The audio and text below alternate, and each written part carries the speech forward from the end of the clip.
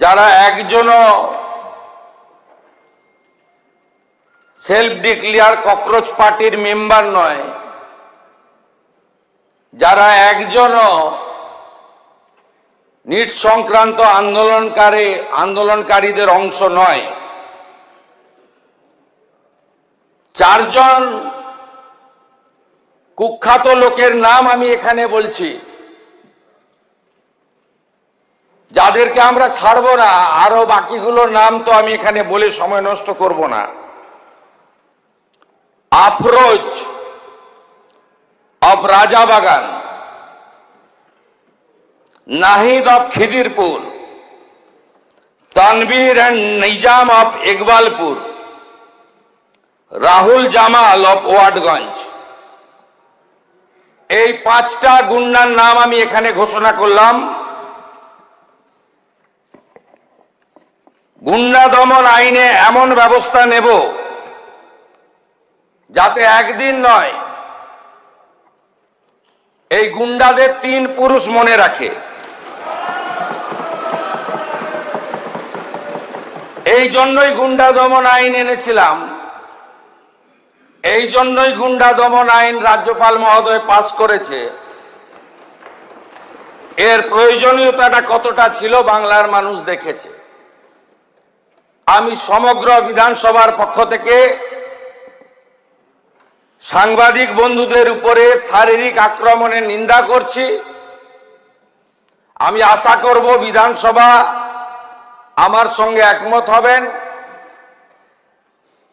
আমাদের শাসক বেঞ্চের চিফ হুইপ অম্লান ভাদুড়ী, তিনি আমাকে একটু আগেই বলছিলেন যে লাঞ্চের ঘোষণা হলে ভারতীয় জনতা পার্টির বিধায়করা বুকে কালো ব্যাজ লাগিয়ে সংবিধান প্রণেতা আম্বেদকরজির মূর্তির নিচে সাংবাদিকদের উপর আক্রমণের নিন্দা করে একটি কর্মসূচি নিয়েছেন এবং সংবিধানের 4র্থ স্তম্ভ মিডিয়ার কর্মীদের প্রতি সলিডারিটি জানানোর জন্য একটি ছোট্ট প্রয়াস নিয়েছেন। আমি তাকেও স্বাগত এবং ধন্যবাদ জানাচ্ছি। মহোদয়, আপনার অনুমতি নিয়ে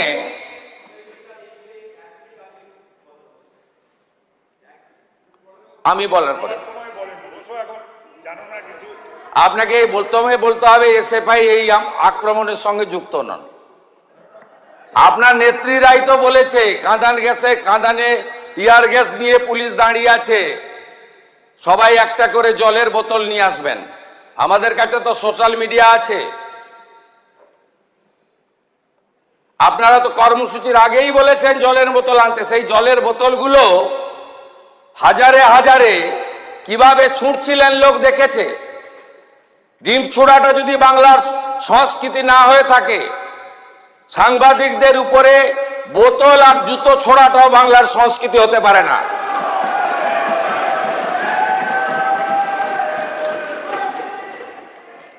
মহোদয়, একটি বড় স্ক্যাম সামনে এসেছে,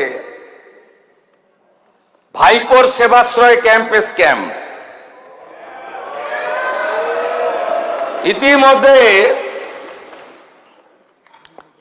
আমাদের বিষ্ণুপুর পিএসএ একাধিক কেস আমাদের ফাইল হয়েছে, এফআইআর। এই এফআইআর এর ভিত্তিতে আমি আপনার প্রথমে অনুমতি চাইছি।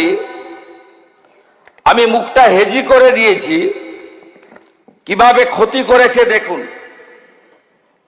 এই ছবিগুলো দেখুন। এই চিটিংবাজটা দেখুন, বাচ্চাটার হাত গেছে। দেখুন,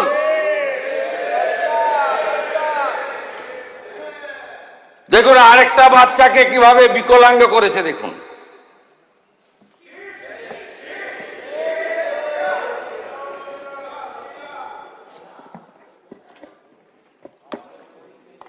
এই দিদির পাটা গেছে দেখুন।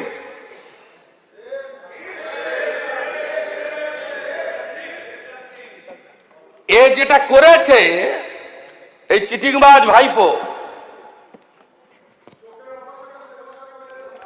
আল্ট্রাসোনোগ্রাফি মেশিন বাইরে নিয়ে গেছে, এক্সরে মেশিন বাইরে নিয়ে গেছে, সরকারি হসপিটালের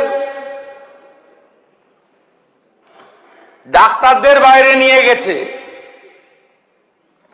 মেডিকেল কলেজের স্টুডেন্ট মুখ্যমন্ত্রীকে চিঠি দিয়েছে। মেডিকেল কলেজের স্টুডেন্ট ডাক্তার হতে পারে, চিকিৎসা করতে পারে? তো একবার ঢুকলে বেরোবে না, এ তো খুনের মামলা। একে কেউ বাঁচাতে পারবে না, এই চিটিংবাজ ভাইপোকে কেউ বাঁচাতে পারবে না। আগে তো সবকে তুলবো, সব আল্ট্রাসোনোগ্রাফি মেশিন সিজ হয়েছে, সব এক্সরে মেশিন সিজ হয়েছে। দিলীপ মন্ডল